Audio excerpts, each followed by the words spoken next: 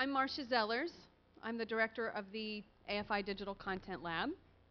And you are in the panel entitled Subscription, Download, and Advertising Models in Broadband, Music, Film, TV, Games, and News and Information Content Distribution. So I'm going to read that to mean making money in broadband. That's what we're going to try to focus on a little bit today. We're scheduled to be here until 3:30. We may or may not go that long. We'll see how it goes. There should be plenty of time at the end for questions from all of you from the audience. I'll tell you a little bit about what I do, and then I'll introduce our panelists and let them do the same. As I mentioned, I run the AFI Digital Content Lab. We're part of the American Film Institute. And we work with media properties, mostly television and film. Television on the network and the production side, film, but also just any kind of valid content that can live in the digital space these days. And we work with those media properties to help them think about, envision, and actually build programming that runs on all the range of converging platforms that are out there in the marketplace today. We do that by pairing them with all the companies out there in the digital space that do design and development, and we take them through an actual hands-on production process that typically lasts about 6 months where we build things. We build typically about 6 months to 2 years out for platforms that are in the marketplace now or that we think will be there in 6 months to 2 years. Some of the folks that we're working with right now are National Geographic, MTV Overdrive, Oregon Public Broadcasting, the Latin cable network CTV, Music Choice, and a small production partnership with a company called QPM Hitstart that's working in conjunction with Fox Sports. So that gives you a little bit of a sense of what we do. I also wanted to mention that I'm also the co-chair of the Interactive Emmy Committee for the Academy of Television Arts and Sciences, and just wanted to let all of you who have content that will go live in the marketplace before May 31st of this year know that the call for entries for the Emmys will probably go out this week. So just look for that. Submission forms will be on the website emmys.org, and make sure that if you've got great content that's living in the digital space that you submit for an Emmy. So I'm going to introduce my panelists. I'm just going to go down the line and tell you who they are, and then we'll come back to the beginning and have them tell you a little bit about what they do. To my right is David Payne. David is the Senior Vice President and General Manager of CNN.com. To David's right is Sue Cross, who's the Vice President of the Associated Press Online. Going down the line is Ron Frankel, who's the CEO of Cinecor. To his right is Josh Goldman, the CEO of Akimbo. And down on the end, taking the place of Brad Singer, is Don Teague, who's the co-founder and Vice President of Sales for Payment One. So we're going to come back to David at the beginning, and I'm going to ask each of the panelists to introduce themselves, tell you a little bit about their organization, but most importantly, tell you, since we're here to talk about making money in broadband, tell you about what their business model is and how they make money, and perhaps some of the ways that they're looking at making money coming up. David. Thank you.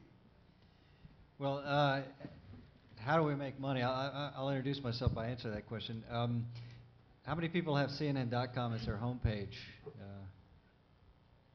That's why I'm not making enough money. That's one. I oversee CNN's digital operations. The principal business behind that is CNN.com, and we have just launched, I'll show a promo here in my 3-minute intro, a new broadband product that is a subscription product called CNN Pipeline, which I oversee, as well as CNN Wireless and podcasting and any multi-platform thing that anybody can think of, we end up doing. We are principally an ad-supported business, being online, like just about everybody up here, or probably in the room is probably a better monitor of that. But we are constantly trying and striving to also create subscription businesses that will help round out our business. So let me show a quick tape, if I could, of CNN Pipeline. How many people have heard of CNN Pipeline? You've heard of it, at least. So I got some product awareness. So for those who haven't heard of it, here's a quick tape.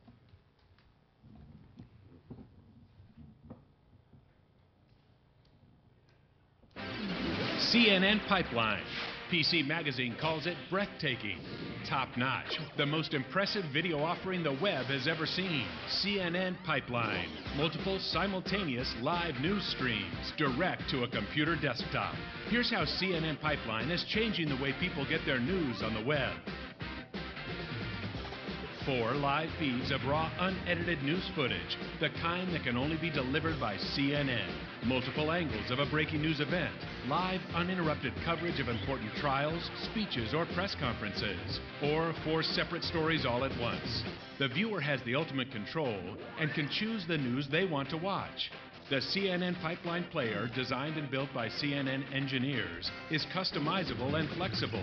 With the downloadable application, subscribers can choose the size of the player or the amount of information they want to display, and set alerts to let them know when news is breaking or other scheduled live events are streaming. The web player is perfect for Mac users or anyone with downloading restrictions. It runs straight from a web browser and is a quick way to get the Pipeline feeds. Both versions give users fast, easy access with multiple browsing options to all of CNN.com's on-demand video, including the archives, and it's always commercial-free. You've never seen internet TV quite like this. CNN Pipeline. Ride your world.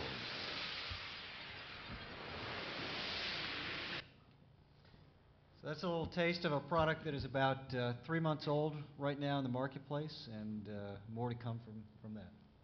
So David, I was just going to ask you when it launched, so I guess it launched about 3 months ago. Can you share with us at all what kind of uptake you're getting on the service, and beyond that, what's proving to be most popular? I know that you have a tiered subscription service.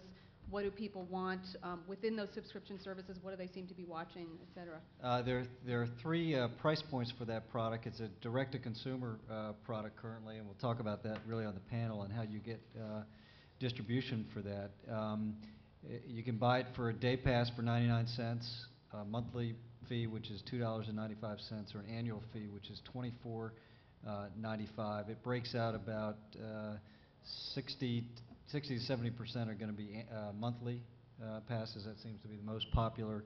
We see spikes for day passes on things like the Coretta Scott King funeral, which was a surprise to us, was a big day. And we'll see. We really, in the 3 months, haven't had a major breaking news event that is of the type that usually spikes CNN.com's traffic, but we'll see how that plays out with the day passes versus monthly pass.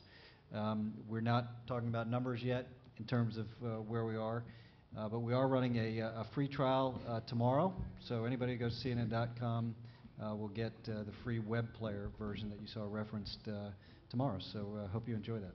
If you just can't put out that 99 cents. Yeah. Sue. You'd be surprised. Good afternoon. I'm with Associated Press. We're a little different than a CNN or other media out there because we don't go direct to the consumer. We're essentially B2B. We're actually a news cooperative made up of the media companies, CNN, newspapers, local broadcast, and then some commercial clients that do go direct to consumers. Most of our services to other businesses are based on a subscription base, but you are seeing increasingly there'll be a base plus royalty type arrangement based on online traffic. The reason I'm on this panel today is that AP about a month ago launched an online video network in partnership with Microsoft, using their technology and their advertising sales and our content, and taking that video, worldwide news video, to local media sites and enabling them to be part of this network. We launched with 500 companies as part of the network. We're now up over 600, and it'll be at about 1,000 in about 10 days. So it's being taken up quickly. It's entirely ad supported in terms of the video, and that's where we see the broadband use going in video overall. And Sue, was the introduction of that driven by demand from your bureau members, or driven from your side, or a little bit of both? A little bit of both. We have long provided video. We, along with CNN, are one of the big video content producers in the world, and we have long provided video on a wholesale basis to media outlets. And what we saw is this market taking off and a demand taking off, but local media outlets not really having the scale at this point to bring in the kind of ad revenue. You know, you need a certain mass and scale to do that and bring in your premium ad buys. So by working together as a network, we felt we could do that and kind of catapult them into that market right as it's taking off and as viewers are forming their habits of what sites they go to and assume there is video there. So is that to say then that the service itself is an ad-supported service? Yes, Yes. entirely. Okay. Yes. Okay. Great. Ron? Yeah, Cinecore is, we enable telcos and cable companies and other high-speed and narrowband internet service providers to bundle premium or paid services or value-added services into their internet access products. We serve, our customers include Cox Communications, Adelphia, Charter, and many others. I think we have about 30 ISPs now that are using our stuff. Many of them use our homepage, so we're their homepage also. So when you sign up for high speed, you actually see, Adelphia.net or Charter.net. That's us. And then we also supply music, security, games, a wide range of paid services that you can get with your internet access to these customers. And are you attempting to upsell any premium services direct to consumer from those, Sure, from that wrapper, or? Yeah, absolutely. Yeah. I mean, from the start page, we enable the ISPs to bill for all the services, and all the services are accessed by putting in the user ID and password of the cable company or telco email address. So the homepage becomes a point of aggregation for a wide range of services, and that underlies our technology platform. And then we sell directly to the consumers of our ISPs via both the portal, the start page, as well as in the customer call centers. But I assume there's no branding for your company. It's No, all, we're all totally private label brand. At both Adelphia and Charter, we deliver music. We do it through MusicNet, but it's branded Charter Music or Adelphia Music. We have a family pack, which is about 8 different services. Charter sells it as Charter High Speed Plus. Adelphia sells it as Adelphia Net Pack. Cox Communications sells a Sports Zone and a Best of the Web product. So really, it's branding that reinforces the brands of our customers. Great. Josh? I'm Josh Goldman, CEO of Akimbo Systems, and if you're not familiar with Akimbo, we're one of the small guys on the panel here today. We're a 3.5-year-old startup company, venture-backed, based in the Bay Area. We're primarily in the business of enabling internet-delivered video on demand for a variety of consumer devices and platforms that are emerging from operators, typically cable, satellite, telco operators, as well as consumer electronics companies. So in some ways similar to what Ron's doing at Cinecore, we're doing many of the same things, but we're targeting TV-connected devices from these new generation of set-top boxes and operators of the service who want to enable video content on demand. So we're a big content aggregator. We take in content today from about 180 some content partners. We handle the encoding and transcoding of that content, the DRM of it if necessary, the metadata issues on behalf of our partners. Then we publish this data out to our partner platforms. In many cases now we're managing discovery and navigation to help consumers navigate this large world of content through these devices. And increasingly we're also working with our partners to clear and validate rights around content that's coming into services like ours and going out to these new generation of devices. We have about 10,000 titles on our service today, so it represents a very large library of content from both big names and small names, one of which is on the panel today. CNN is one of our content partners. Other big names that people would know are a lot of the cable channels, A&E, BBC, History Channel, Discovery Channel, National Lampoon, National Geographic, Home and Garden. Then we have sports leagues like Major League Baseball. We just announced a partnership with HDNet here at the show. So we're now doing high definition content on demand to some of our platforms as well, and signed a deal recently with MovieLink to bring major Hollywood movies from the studios onto our platforms as well. So today is somewhat of a momentous day because at the lunch session that was hosted by Lisa Crane Greer, the first question was whether Akimbo's deal with MovieLink made us the 800-pound gorilla in the space. So I had to write down today's date as the first day that we were ever referred to as an 800-pound gorilla. We're very, very proud of that date. Hopefully not the last. So that's a quick summary of what Akimbo does. And Josh, can you talk at all about, I assume you have varying subscription packages. Can you tell us a little bit about what those are? Yeah, we're typically a subscription service where a consumer pays $10 a month to get to about half of our content library with no additional fees. So it's somewhat of a hybrid between an a la carte pay-per-view model and a subscription model. But we're in the process of experimenting with different pricing models, whether consumers want a la carte pricing or whether they want bundled pricing. And you'll find consumers passionate in each of those camps. Some who say, please don't bother me with nickel and dime charges every time I watch a show. Others who say exactly the opposite. I don't want another monthly fee. I'll pay 49 cents when I want to watch an episode of Fawlty Towers. So we do that for them. But there's clear debate among both consumers and partners on whether subscription flat rate pricing is right or a la carte pricing. So we're doing a little of both until trends emerge more clearly. And when you go to your site, if I remember correctly, you do sell advertising onto the site. Is that correct? Not on our site. No, No. we are doing some of our content is ad supported on the service. CNN being the notable example. The content we get from CNN is archive content. It's episodes of Larry King. It's personal finance series. It's content with shelf life rather than breaking news. And that content does typically have ads placed in front of it. That's done in partnership with Turner. You also have on your site the obvious promotional things, top selling content. Is that purely editorialized, Yeah, or are those sold as sort of end caps, if you will? That's not paid content. We do that to help users find the most popular content. So we surface, just like you'd find at Amazon or Netflix, recommendations and top-selling shows this week. People who liked this also liked these other titles, and that's not done paid by any of our partners. Okay, great, thanks. Don? Yeah, well, unlike Josh and Akimbo, today's not the first time I've ever been referred to as a primate. So, so I've personally heard that one before.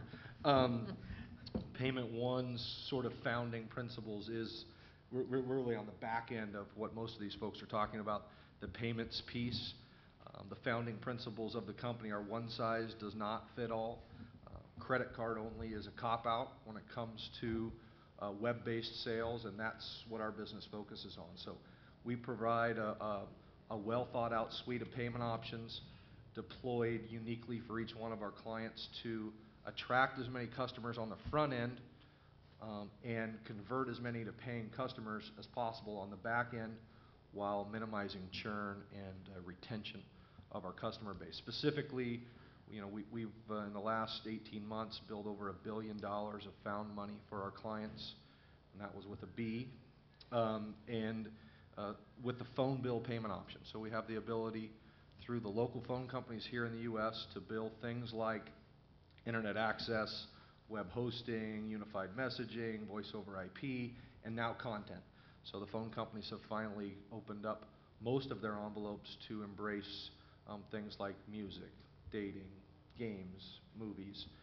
So we've been coming to this show for, I think, the 4 or 5 years that it's been running, a couple years that it's been running, and now it's finally turned the corner for us in a big way. So I noticed something, kind of an interesting marketing statement on your website, which is, of course, seems obvious, but when I read it, I thought, well, I hadn't quite thought of it in that way before. That says payment is now a critical part of marketing strategy. that's it. I mean, everybody was educated with the multiple P's of marketing, right? Product, pricing, promotion, blah, blah, blah. Payments is a big part of the strategy. If you're selling music to the genre that's 18 to 27 years old in the eastern part of the United States, the number of people who have credit cards is X.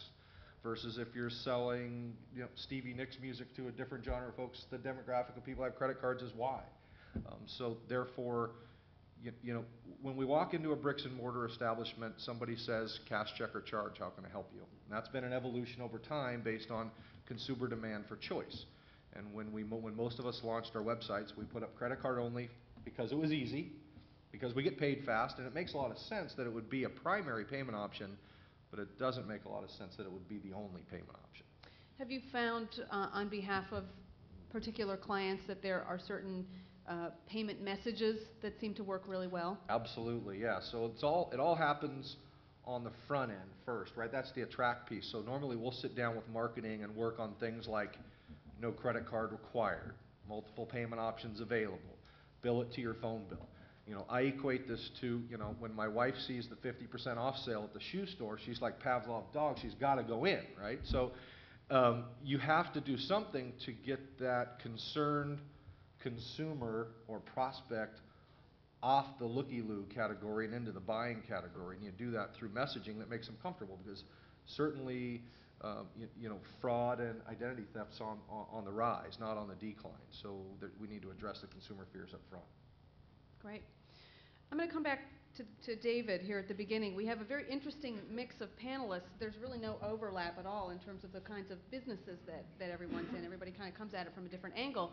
And David, you're really the only representative of a content organization that has both a traditional television network as well as a broadband presence behind it. What's the water cooler talk at CNN about, you know, as video becomes so viable over broadband? Is there great fear at CNN about the cannibalization of the television business? Is there, you know, how easily are they embracing video over broadband? Well, one observation, then I'll come to that question, which is that I really like this panel because either I've worked with or talked to all of these people on the panel, and it really shows where this business is going and how there are different players in it. So I'm intrigued, as I have been for about a year now, with the payment save strategy that Don's group does. As we say, we do a deal with Akimbo where we already send them our VOD content. Ron, I've always been attracted to his business model where he's doing a single sign-on authorization, which solves a lot of our problems, and bundling with the cable operators, which are our biggest clients. And of course, with Sue, we're a big licensor of content and share of content across her clients as well. So you can really start to see the segmentation of how this business is playing out. To your question, we really at CNN are lucky in that we have embraced technology, and CNN.com being a platform for that since the get-go. And it's always interesting to me to see some of our colleagues, particularly in the newspaper industry, that have had, and on the timing side of our business, where there are writers and so forth who think that they're just print, or writers who have a specific feeling that they're a certain platform. And really at CNN, we've been lucky that we've always had one single management team for the entirety of the business and the different platforms. We never talked about spinning out, you know, the internet business. So by doing that, you know, everybody has really been honed to seeing this as an opportunity for growth and not fear of cannibalization. Great. Can you get a little more granular for us in terms of the ways that the money does come into the site? Can you break it down for us between, you know, banners, promotional spots, subscription video, et cetera? We are, you know, at our core, CNN.com is an advertising-supported business. We have, you know, really, if you dove into the financials, you're at 80–90% is advertising, and then we had a subscription business previously with a product called NewsPass that Ron's company distributed, and Reel and AOL and so forth. We took that down last June, so the subscription revenue associated with that has gone away, and now we've got a new product that we're trying to build a subscription business on, which will hopefully very much surpass even what that subscription business was. We're trying, I think like all media companies, to have a more balanced P&L. Our cable networks, generally a good rule of thumb is to be about 50-50 subscription and advertising. We love that model. And really with the video side of our business, we're trying to to replicate that because we have free video on our site, which is advertising supported, which is going gangbusters, and now we're going to try a commercial-free subscription product and see where that takes us. Did I notice that you? I think the bumpers at the head of your video, are they 15 seconds now? Do Some are they vary, 15, or? some are 30. Uh huh. yeah. Because it seemed to me that in the last 6 months or so they've gotten shorter. We like shorter. Yeah. Our sales guys like longer, and so that's the battle that you. I mean, I you assume take. that's driven by perhaps what you've heard from consumers. You know, we may be in a different situation from other people in that because we have a cable network and because a lot of these advertisers that are typically our clients already have creative for television, which is typically a 30, and we sell cross-platform. We're trying to reuse creative, and that's why you see more 30-second spots, even though from a user standpoint, there's clearly a demand and drive for the 15-second spots. I think that will even itself out as the advertisers create more creative specifically for the platform. I think you're in a phase right now where it was just early phase, take what we have, move it to a different platform as opposed to programming for the platform. And do you have a projection for when you might get to that more even split between subscription and advertising revenue? What's your hope?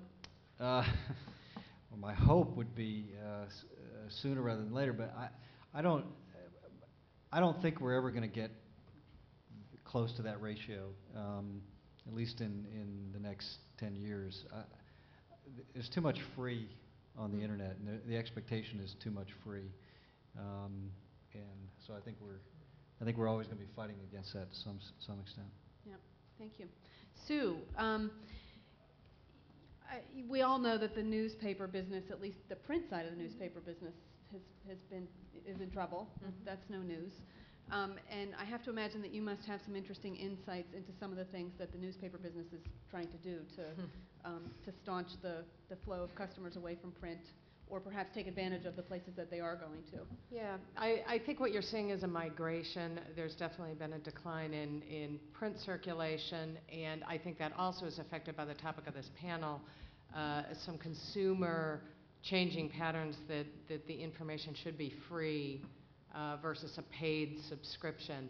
To David's subscription model, we do see across almost all the news media that there is a very strong niche audience, if you call them news junkies or whatever, that I think is an audience for a subscription model. But it's a highly valuable niche market. The broad market seems much more on the free side of content.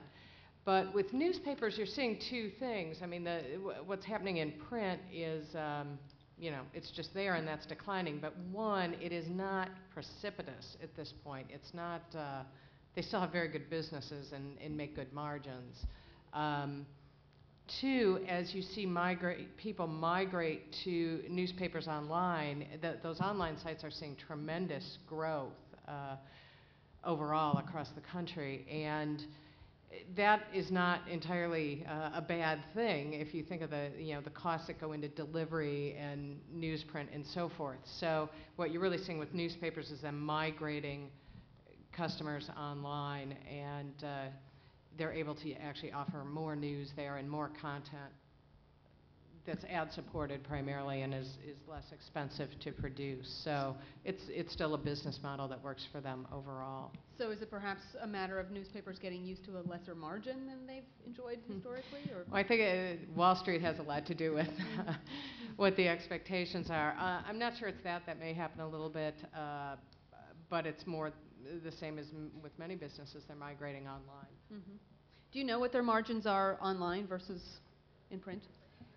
That depends very much on how you count, because most of these internet businesses were created as offshoots. Some are actually separate subsidiary companies. Some are part of the main company. And how much of your main news gathering force do you charge to online versus print? So that's a little hard to tell. And when you compare between companies, you're often comparing apples and oranges.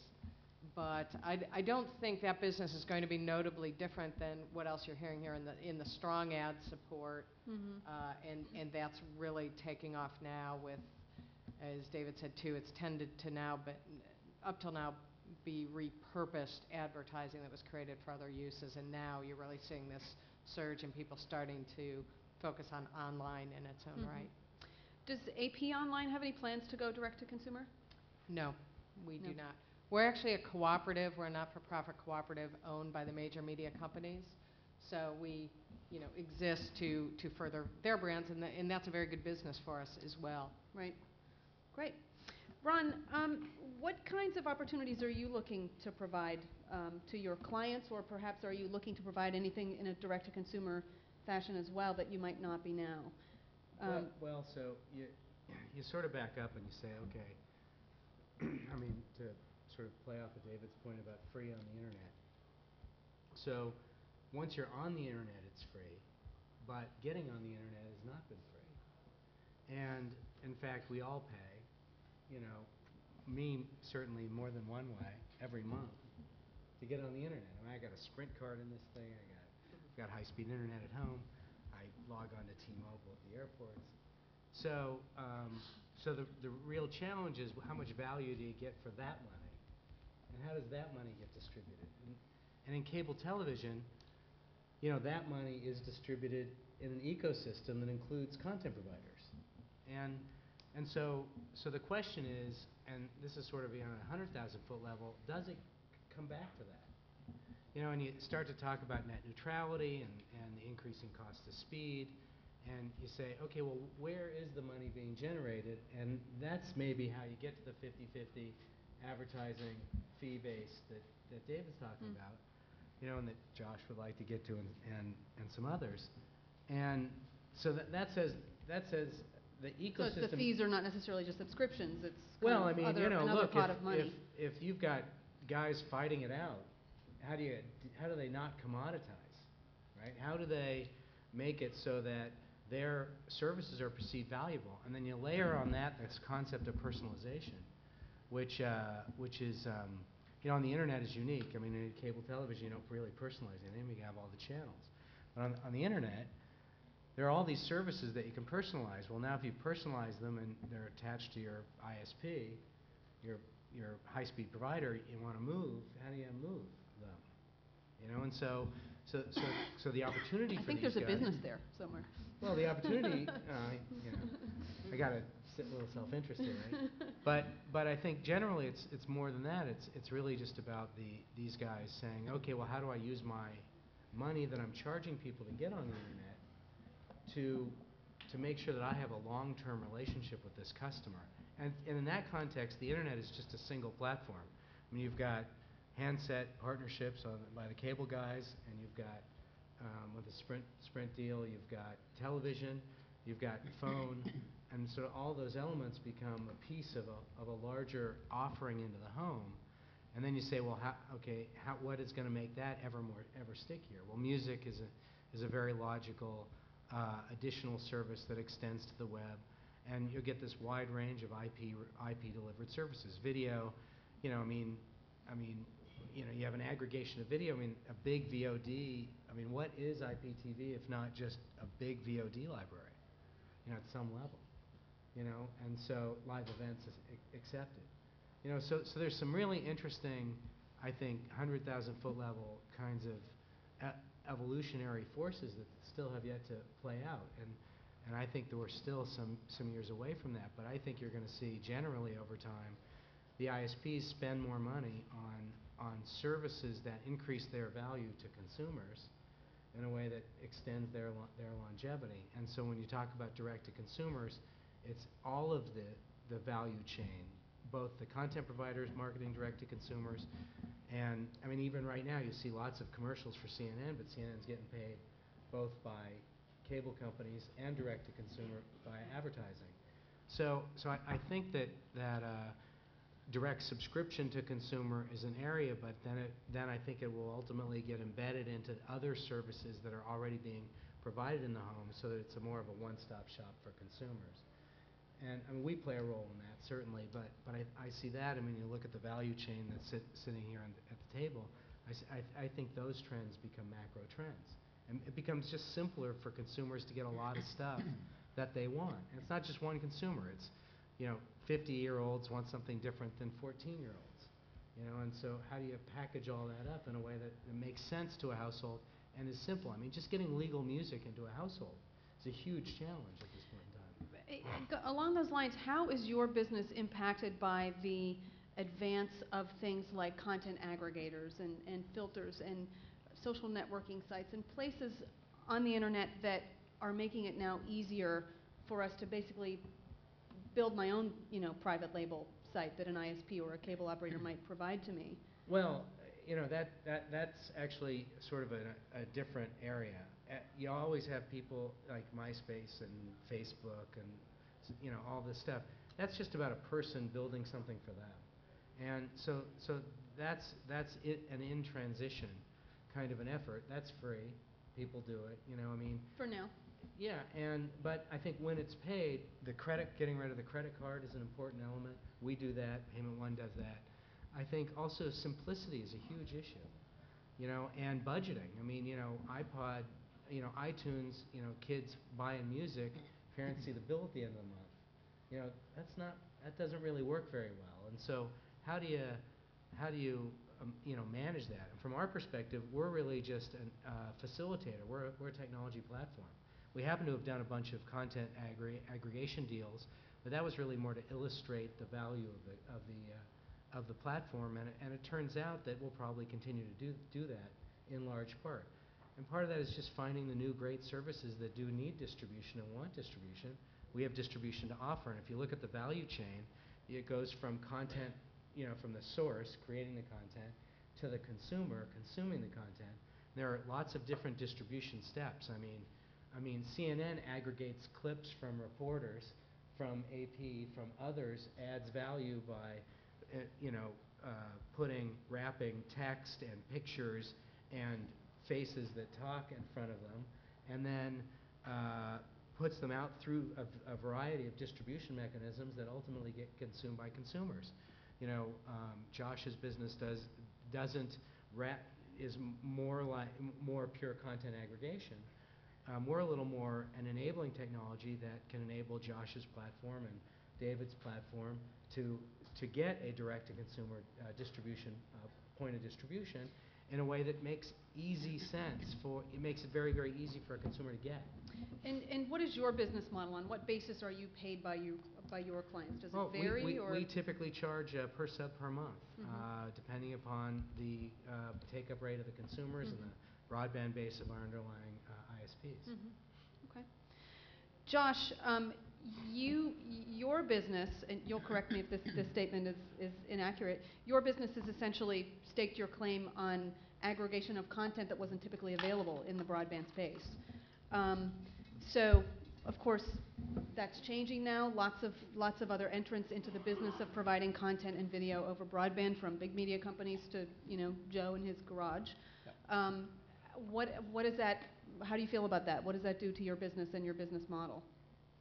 Well, it helps to understand the role of an aggregator. We think the role of Akimbo is to bring content from both new emerging companies that are putting out video for broadband delivery or for television delivery, along with big media companies who are looking for new ways to sell their content. What we do is we've created a system that has essentially an unlimited back-end capacity for delivering and storing content. By not being a streaming service, by being a download service, it means we can host content very cheaply and have essentially massive collections of content. So our vision is enable the world's video archives to become available on lots of different platforms.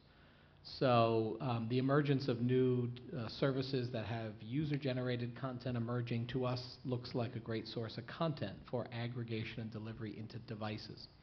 The device operators today are not looking to point their new set-top boxes to lots of different sites out there on the web.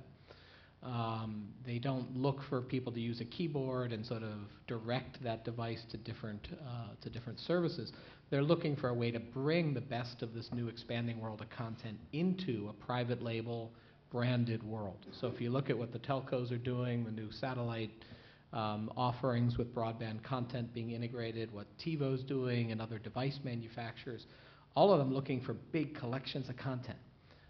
And finding that aggregating that content is very hard to do. Making it getting it to the consumer in a way that looks good on television is not trivial. You can't take clips that were designed for streaming and putting them out on the internet, and then blow them up for television delivery and make them look good. So it's a time when these big new platforms are coming to people like us saying, you know, how much content is there? Are the rights cleared? Can you make it work good, look good, searchable, navigable on our interface? So we've moved from a branded service that into a more of a white label content aggregation business as these major players have come to us and said it's very hard to aggregate web content from lots of little guys around the world. We're dealing with about 200 partners. Some of them are very small, you know, 2-3 person operations doing great children's programming or great cooking lessons or yoga lessons or, you know, all kinds of independent filmmakers. That aggregation is proving to be a skill we've gotten very good at that the operators are finding they need. It's not the same as dealing with a few cable networks where they all adhere to a certain metadata format and video format. So as you've moved into this more white, you know, private label aspect of your business, is the demand for that kind of service typically coming from a technology company like a Windows Media Center, or is it coming from you know, a content company or a media company who wants additional content, or is it both? Typically, it's the operators of the platforms. It's the cable operators who are looking to expand their offering in video. It's the telcos who are charging into the space and going to be very aggressive competitors in delivering video to the home. It's satellite operators looking for a way to add video on demand. So it's those three camps of the operators. And then you have the consumer electronics companies. You've got the set-top box makers themselves. You've got the Sonys, the Toshibas. You've got Hewlett-Packard, who's building a reputation as enabling this new smart televisions and DVD players, et cetera. So you have this. I think we're seeing this new war of menus that's about to take place. Is whose menu, when you pick up a remote and you're sitting on your couch, do you use first? You've got the set-top box maker who wants to integrate services and content. You've got sometimes the TV manufacturer. You've got your cable company or satellite company wanting to do it as well. So all of these guys are out there now looking for content, believing it's their role to aggregate content, expand the range of choice for consumers who use their services. Don, it sounds like most of the, when you get rid of the credit card, most of the billing is ending up on the telephone bill. Is that fair to say? Yeah, so we're seeing everything from billing to checking accounts, which is known as ACH in the industry. Some large brands are able to get away with submitting a direct invoice, oftentimes with some form of credit scoring. Some are actually creating their own virtual credit cards by asking for FICA-like data in order to make a credit decision, as well as billing the phone bills and billing the mobile bills. Anything that you didn't mention that's kind of really off the wall that clients have asked you to do? You know, a request that's come by that isn't on the product roadmap today, but is a good one, is utility bills. I mean, anything that makes the top 10 list of the coffee table when somebody goes to write their bills is one that should be considered to be integrated into. And you know, the quite honestly, if you're looking to get paid on your subscription, the less prominent, the better. So. And is that a relatively? I'm sure it depends on the you know, method by which you're billing someone, but is that a relatively easy thing to do, or are there a lot of legislative issues around, you know, slapping something on a utility bill or a you know? Well, a just phone so bill? when we deal with the phone bill itself, accomplishing the phone bill was 1,400 local phone companies just to cover the U.S. So a lot of quilting in order to make that whole thing, and they all have different ways in which they receive data and send it back. They all have their own approval process for products. So we've done our best to normalize that so that it's like going to get a loan for a home. You fill out one phone company application. We populate all their different application types and manage the whole process for getting the text phrase so that it shows up appropriately inside of each bill. So there's a lot of legwork to make it happen. We try to be, you know, sort of the duck on top of the water for our clients, so they kind of submit with us. We take care, we settle, it looks like one feed from us. We hand them one big pile of money, but it came from 1,400 places. Right. I'm going to switch gears a little bit, and I'm going to just kind of go down a list of things that I could think of that are ways that we make money in broadband. And I just want to talk about, and all the panelists just jump in, I just want to talk a little bit about what might be new, and specifically in terms of how you might be bringing in money, or how advertisers are asking you to tweak things, things that might be in the works that you haven't really talked about. And in some cases there might be something to say, and in others there may not be. But let's just kind of go down a list. Banner ads. Anything new in banner ads? No? Banner ads, a banner ad's a banner ad. Video, bumper video. I mentioned that I've noticed that they tend to be getting a little shorter. I think people have figured out that consumer tolerance, at least right now, is not great for that on the web. I think they'll keep getting shorter. Yeah. Just expect that. And it may take new forms that, as creatives in ad agencies play with it, it'll look quite a bit different going forward. Promotional placement, sort of paid end caps, if you will, or whatever else you might want to call it. Anything new there? No? A la carte versus subscription pricing. Obviously, there's a lot of experimentation going on there. Anything to say about it other than just it's there, it is what it is? Well, I think the next phase there is the downloads for exactly what iTunes is doing as they move into TV shows, particularly for our business to look at. And I think there's some room for growth. I don't know how material it'll be, but we'll all keep trying that. Right. As I said in the intro, I think consumers are so divided on this that companies like ours, frankly, are scared to make a bet one way or the other, because you will take half your audience and they will say, no, I want it the other way. If you give everything a la carte, even Apple, who has obviously the biggest level of success with pure a la carte fixed pricing, is now trying some bundling opportunities, or prepaid cards or memberships that you can purchase. But you have to decide whether consumers like the Rhapsody model of, as long as I'm a subscriber, I pay a flat rate, I get all the music I want, or whether they like the iTunes model. And you could say iTunes is more successful. I think that's not debatable, but is that really due to the pricing model? Is it due to the integration with the great device and the ease of use? Or just that was the only way to get it? Or that was the way that Apple chose to launch it. In the video space, all kinds of models being tried. I think you'll see hybrids of this, or letting consumers pick. When you sign up for a service, it says, do you want the flat rate pricing? Do you want the a la carte pricing? Then you run the risk of confusing customers also. So it's really a tough decision to make. Consumers who say your service is too complicated, it's this price if I'm a member, or it's this price if I'm not a member. You run that risk as well in trying to please everybody. I think it's important to remember we're at the nascent stage of this whole thing.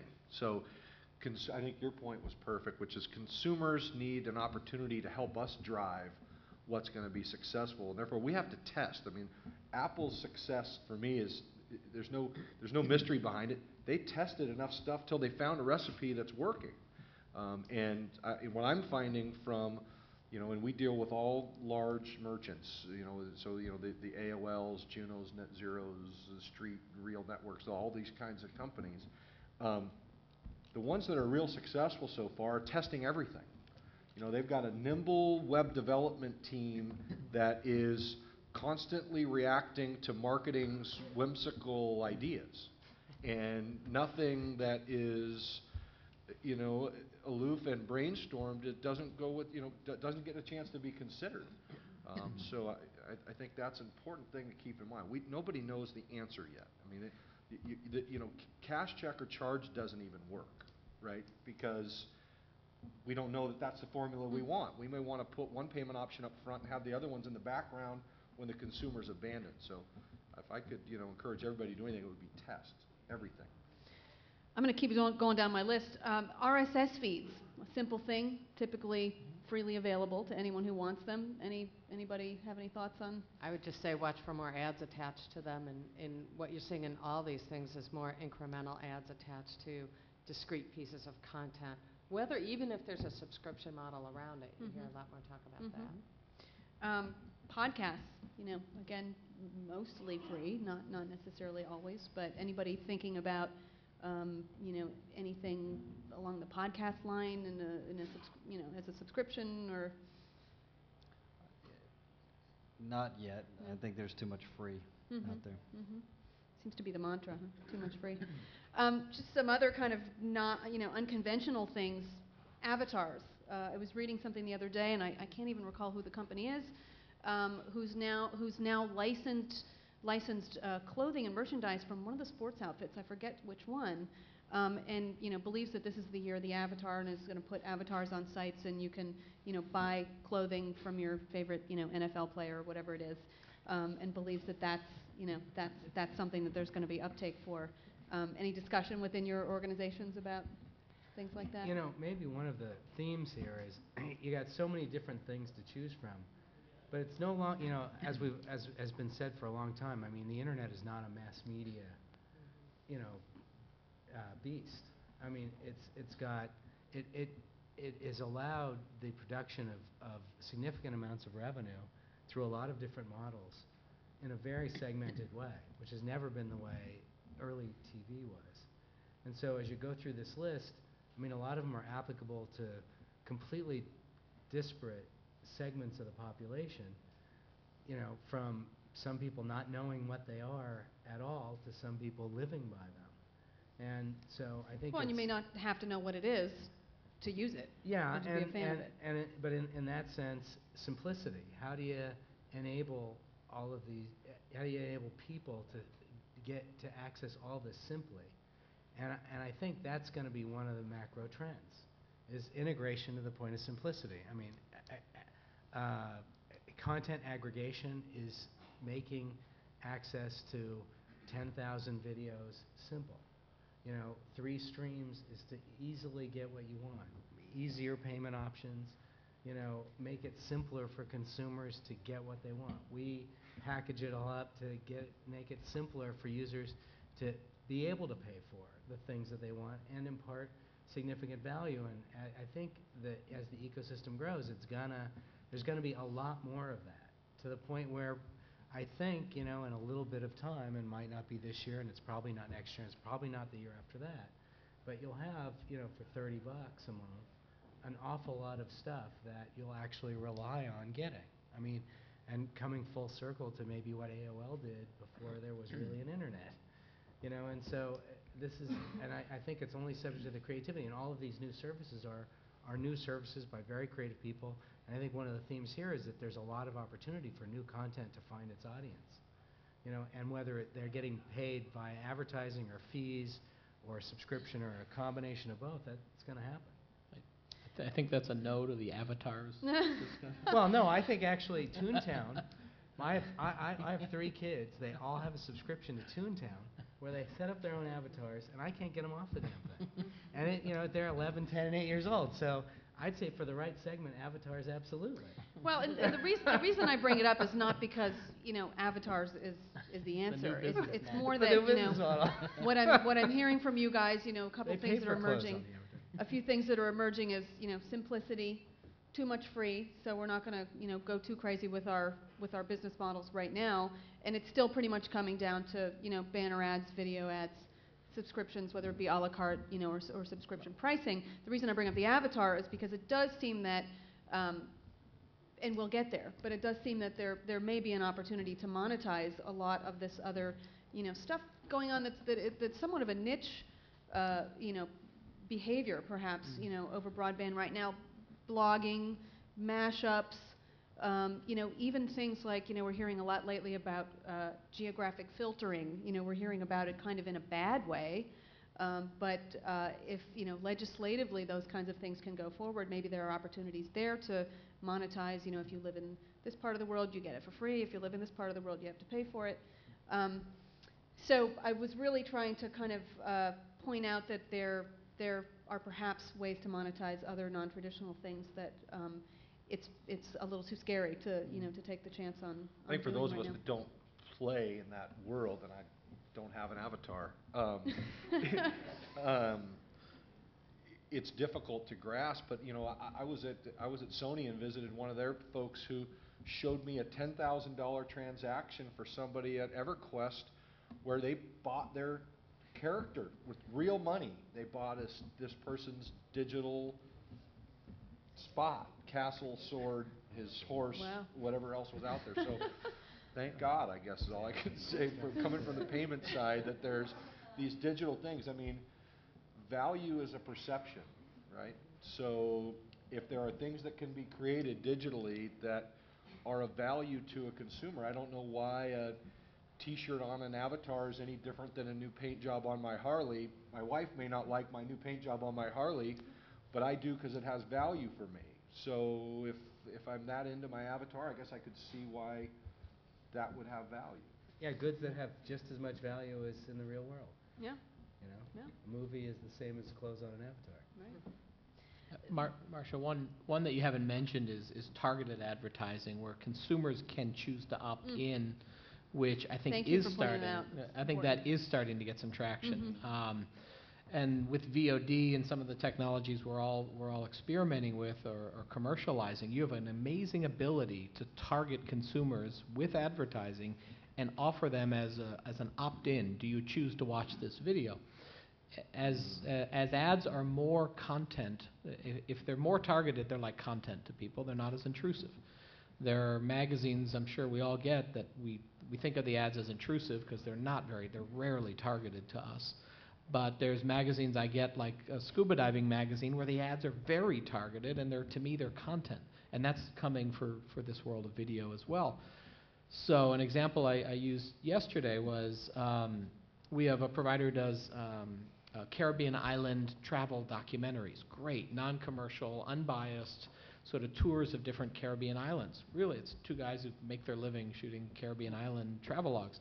And we're experimenting with, if a consumer watches 3 of those or 4 of those in a week, could we push a video to their device or their service from Princess Cruise Lines? That may be a 15 or 20-minute video from Princess that says, do you want to watch this video about a cruise ship going to the Caribbean and how great cruising is for families, and it's amazing. And if a consumer chooses to say, yes, clearly I'm researching, they're researching Caribbean island travel, then we, as the enabler of that, get paid. And those videos exist, and people like Princess Cruise Lines or Hilton Hotels or others have those videos. They make them available on DVD for free to anyone who ever asks. General Motors and Lexus and others produce DVDs of their new cars that they try to get into people's hands. I guess the big question, though, is not only will we be able to measure whether someone wants that video and whether they've watched it, but we'll be able to measure how much they've watched. Yeah, or did they respond at the end of the ad? Did they right. click that says, yes, send me more information, I like that. Have someone call me to talk about, booking a cruise. So the question is, do we all have enough passionate interests in enough things, to create a big enough market that can shift the pool of advertising, to niche advertising? And if so, what happens if the advertising, does it become more expensive on a CPM basis because there's a smaller market? I don't know. You hope it becomes more effective because it's hitting people who respond to it. But there are advertisers who win and lose, right? I mean, you're not going to get a lot of people who want to watch a Tylenol ad or a lot of consumer products. Those are much tougher to do this with. But a car, a neat car, or a vacation or something like that, those can work in this world. I think We offer vacations in Iraq. It's from CNN. I'm going to open it up for questions, and then we'll come back to the panel again at the end. Over here. It's more of a comment than a question, but Josh, to follow on your comment about this targeted advertising, the Olympics is a great example of something like that, where as we move to on demand, where if I want to watch snowboarding, I think advertisers are going to have different advertising for snowboarders than they are for people who are interested in watching curling. Yes.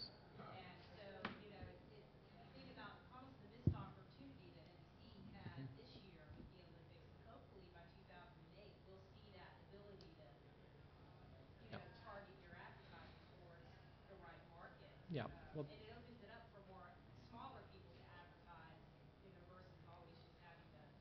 yeah, and it should be targeted, it should be dynamic. It may be different for different consumers. They may get different ads, and that's happening. I mean, you all may not realize that's happening on cable and increasingly in broadband, where ads are being rotated and changed for different households. It's being done. A neat company called Lightning Cast does this. I learned about recently. They do ad insertion, very targeted. That's dynamic for different audiences. So that is coming. And I think we're going to get to something along the lines of, and I know I've seen it, but I don't know that it's in play yet. But clickable video, right? So if you were watching curling and you actually liked it, you'd have been the only one there.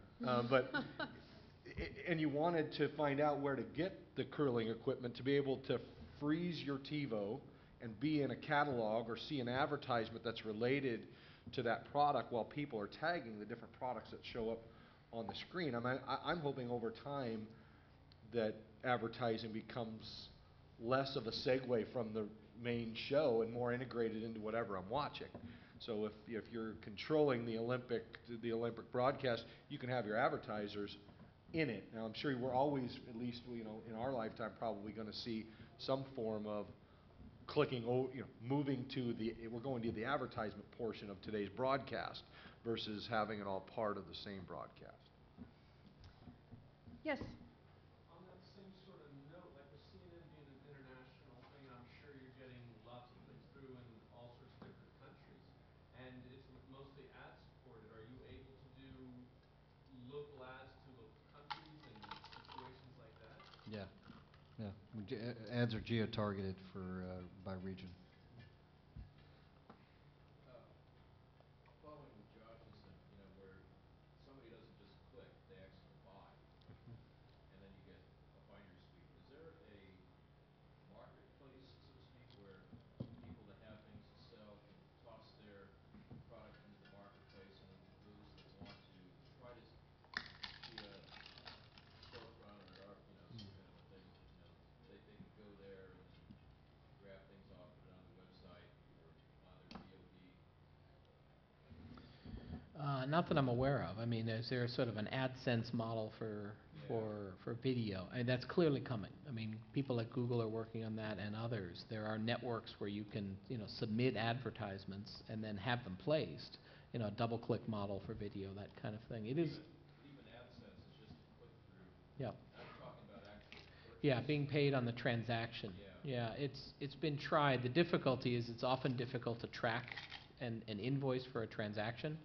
You can bill for a click-through because you know it happened, but whether that person converted to being a customer, whether they bought the cruise, it's up to the cruise company to report back through the chain whether that happened or not. And that's proven difficult. It's not unheard of, but it's harder to do. So most models are being put forward that are pay for either the exposure, so it's just a CPM kind of action, or a CPC, cost per click or cost per action. Rarely is it done with a cost, with a sharing on the transaction, unless there's a promo code or some sort of tag that can be passed through to get credited for that, like an affiliate program, like an Amazon affiliate program. Other questions? Yes? How does the panel see the evolution of the North American wireless market in the context of this broadband discussion we're having? Really, you mean wireless handsets or wireless internet? No, wireless handsets based on today's technology. How do you see the business models coming together? I think really, to the extent they're IP, it's just multiple devices. They're an extension. And they're just a different platform with a different face. So no difference Except to the extent that you've got some restricted billing platforms in terms of the carriers and who owns them. Well, and it's, CNN maybe. Josh, did you want to? No, I was going to see if CNN, I know, I think have you done some wireless? Yeah, I think it's across the board right now. I think as it gets more into broadband video, it's going to be more premium services. I mean, we have free text websites, which are advertising supported, and then we have tiered products that are sold through Sprint, Verizon, Vcast, kind of more along the lines of what Ron does with the bundling, and it's on your phone bill, so a little bit of what Don does too. So those, but whether they get scale or not is kind of the unknown question. Everybody thinks they should. Everybody looks at the marketplace and says, gosh, there are 150 million handsets. Why aren't we getting there? My personal belief is that until the quality of the network gets better, and the quality of the screens gets better, that we're not going to get scale. And I think we're very close to that. If many of you probably have video iPods, I think if we can get the quality of that in a streaming wireless context, that's the game. But until we get there, I don't see. I always look at everything from a billing and payments perspective, so that's my answer is the 10-digit number, which is the phone number. Both the mobile providers and the landline providers are in the best position today to win the micropayments battle. We are all used to seeing sub-decimal point charges on our phone bill, both landline as well as mobile. So as soon as they can come to grips with a rev share model that doesn't look like people are smoking crack, then they might have a shot at it. Other questions from the audience? I'm curious. Yes. On the a la carte model, is it largely fixed, or are there very precise models? Like, in other words, content you don't expect to sell very well might be a penny, and does that vary over time based on popularity or anything like that, or could it? Yeah, I think in our model, it's typically up to the content providers, not up to us, because we don't take in content wholesale and then price it ourselves. And you'll get wildly different views from the content owners of what their content is worth on these new methods of distribution. What it really comes down to when you poke hard at it is, are they afraid of cannibalization? And if they are, they price it high, and in some cases too high, for it to have any significant uptake on broadband. So it'll often come down to the power of the person in the organization who's responsible for DVD sales if they have that channel of distribution, which is unfortunate, because then you do end up with pricing that can be $4, $5, $6 for a 30-minute show, where otherwise you'd objectively look at it and say no one's going to buy it for that price. There are some people experimenting aggressively with pricing. I don't think it's going to be fixed price. I don't think you'll see 30-minute shows are going to be 49 cents and 60-minute shows are going to be 99 cents. Despite evidence in the music business that works, and Apple's early moves in video advocating that model, most of the rights holders want the ability to price very differently. We have like Faulty Towers running on our site for 49 cents an episode, a great price to get that 30-minute show. We have other providers who insist on putting $4 or $5 prices on an hour-long documentary or something like that. So we're early, as some of us have said, in ironing out a lot of these pricing issues. Yes. Question for David. On CNN Pipeline, you were feeding live content that you would see on CNN TV and stuff, right? And I'm assuming you have 30-second spots for advertisements embedded in this content. Are you looking to monetize those spots differently when you stream them over the web versus when you would actually just provide it as CNN on TV? We actually are not taking the on-air product and streaming it. We have separate networks, and we take in the raw feeds on the multiple pipes, and then we produce one of the feeds without any network breaks, and then we take CNN International coverage on overnights and weekends, and we cover the commercials with CNN.com content. So there is actually no commercial content in Pipeline. Remove it all.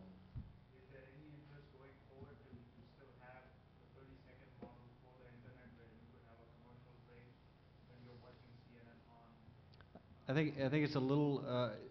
Is there any interest? Yes, and we'll, I'm sure, experiment with all of those different pricing models. Whether it's a 30-second light TV, as opposed to something that's more of an interstitial or unicast, or something that times in and out. I think remains to be seen. I don't think the traditional model of the 30-second every 8 minutes is probably the right model for the internet. I think it's something different.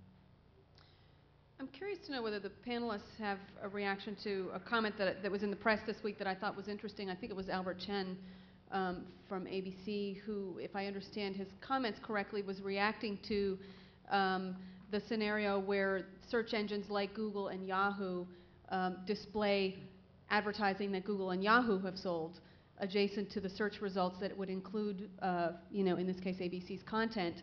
And he was reacting to that, saying that going forward, that they don't like that idea so much, that Google and Yahoo are making money off of, what is essentially driven by a desire to see ABC content, and then that moving forward, they're going to be thinking long and hard about that. He didn't indicate what they might be doing, but that they're going to think long and hard about that, and that they think that the revenue should be coming to them for that, or at least more of it should be. And this hits closer to home for some of us than others, but I'm just curious if any of the panelists have a reaction to that. My reaction is that's going to go back and forth for a while as people decide who's going to make them the most money, and is that money worth making a strategic compromise. I think people will try to attach ads to their own content, but again, do they have the scale to do it? And it may not end up one way or the other. It may end up a blend or a mix, and that they're competing with some for ads and cooperating with others. I think it's a battle between money, brand, and distribution. So that's the tug of war that's taking place, and everybody's going to have to find the right answer.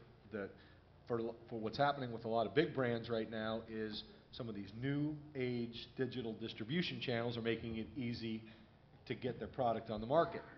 Problem with them getting the product on the market is the brand they may be remembering is Google, not theirs. And there are people now struggling with that. So now they're internally going, geez, is it the money or the brand? What's going to be most important? One last question from the audience. Any opinions or experience with using viral videos for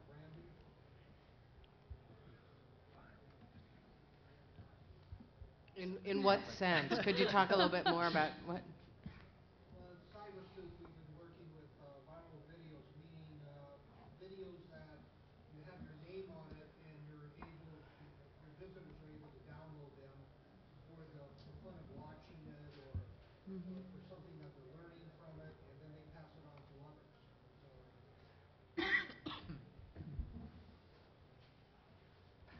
It's all in the mix.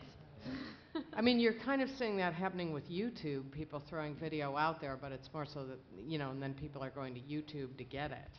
And that what's spreading virally is word of what's posted there. I see that happening more than people, passing it on by email or something just because of it's easier. There are some advertisers doing that. I've seen Budweiser and 7-Up and others who put out funny little videos only for the web and encourage you to pass it on. So I think consumer products companies are starting to do that as a neat way to get their stuff out there. MasterCard did some too as well. Movie companies do that a lot too, with movie promotion. Sure. We're going to close with one last question to the panel, and I'm just going to go down the line and ask all of you to share with us if you've had an idea, either that you've proposed to your organization or not, but if you just have an idea for a new and innovative way not currently reflected in your organization's business plan that you might make money. I know it's kind of a tough one. No comment. Oh, come on. No, we're trying everything we can try to make money right now, I assure you. I mean, I think similarly, there's about 800 ideas a day, and then it's just figuring out which ones are worth doing and experimenting with. And what I'm looking at is just sharing one of those ideas that perhaps made it to the cutting room floor or not. But I don't think they're that far along. I'm not trying to be coy about it. Yeah, I mean, I think right now we're in the early days, and for content creators, get out there and make some stuff happen, because I think MySpace wasn't here 3 years ago. I mean, the stupid videos.com. I mean, come on, there's some really wild stuff happening on the web in terms of developing audiences that nobody would have predicted, And yet, when you poll focus groups, people over 35 or 40, they're not even using video on the web. And so I think the newer trends are yet to emerge, and it's just really watch how the kids are using the web. React. We're gonna look into avatars. Yeah, avatars. No, in all seriousness, the one that I'd put out there is data mining. Sort of really looking at patterns of usage and offering that objectively, anonymously to media companies, advertisers, and others about how people are interacting with video. What length do they watch? How many do they watch? What categories? there is a potential source of revenue for companies like ours in that anonymous data mining of patterns of usage. Great. A digital wallet. I'd like to see every large merchant be able to send out a branded CNN USB drive that was loaded with a CNN branded wallet, whereby as CNN changed, as an example, changed from subscription to a la carte, that the consumer didn't have to keep reaching into their wallet to figure out what payment device to use, that they preloaded it with their phone bill information, their credit card information, their checking account information. It was all secure, and when they took it out of the computer, it was with them and was username and password protected. Great. Some great ideas there. Thank you, panelists. Thanks, audience.